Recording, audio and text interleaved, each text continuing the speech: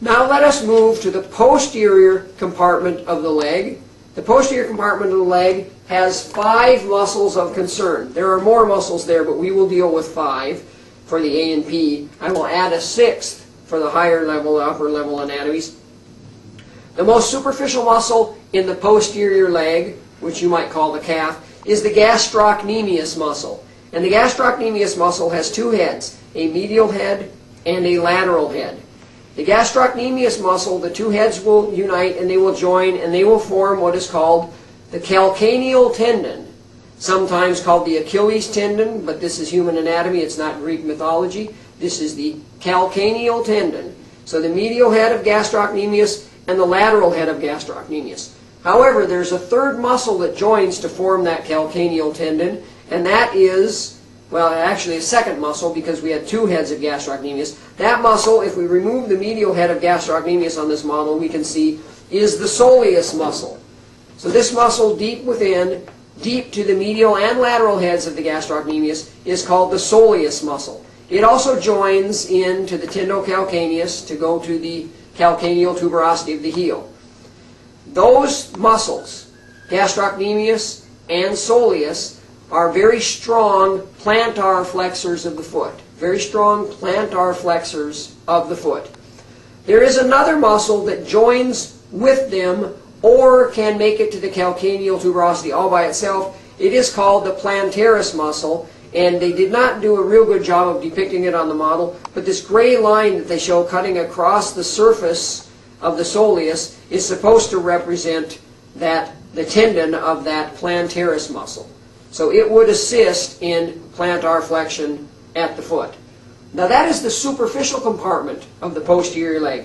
If I remove those muscles, we have the deep compartment of the posterior leg, and there are 4 muscles in this compartment. One of those muscles we will not discuss in A&P1, at least I don't believe that any of the professors do. It is called the popliteus muscle. It goes from the lateral aspect of the femur, just above the knee, into the medial aspect of the tibia, just below the knee. We use that for slight rotation of the knee to unlock our knee joint if we have fully extended at the knee. The 3 remaining muscles in the posterior leg are often referred to as Tom, Dick, and Harry. Everybody knows that. Tom, Dick, and Harry. Well, really, what are they? Tom stands for tibialis posterior. Dick stands for the flexor digitorum longus. And Harry stands for the flexor hallucis longus. Now, if we look at the tendons, as they pass behind the medial malleolus of the ankle, there is 1, 2, 3 tendons, and there's an artery nerve among them. Tom, Dick, artery, nerve, Harry. Or Tom, Dick, and now Harry.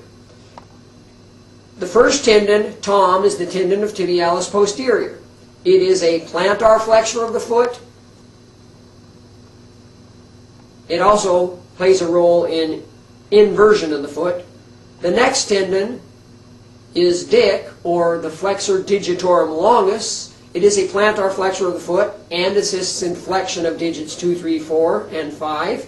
And then Harry, the deepest, stands for flexor hallucis longus. It flexes the hallux, the big toe. It also assists in plantar flexion of the foot. However, the muscle bellies in the posterior leg are not in the order of Tom, Dick, and Harry. So if we know Tom, Dick, and Harry at the ankle, we can follow them back up. Here I follow Tom, and he doesn't go anywhere.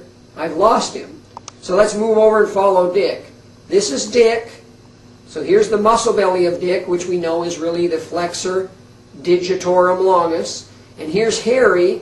We know this is really the flexor hallucis longus. If this is Dick and this is Harry, that leaves this to be Tom, the tibialis posterior.